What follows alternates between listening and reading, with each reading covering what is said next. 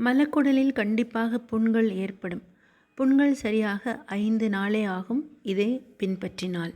பொதுவாக வயிற்றில் குடல் புண், மலக்குடல் புண் இருந்தால் தலைவலி கண்டிப்பாக வரும்.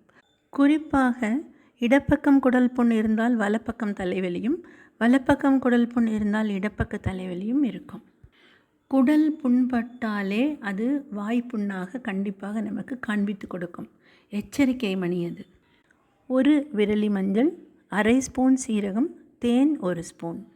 விரலி மஞ்சளை அடுப்பில் காட்டி நன்கு வாட்டி கொள்ளவும். இப்பொழுது கருப்பு நிறமாக விரலி மஞ்சள் மாறிவிடும்.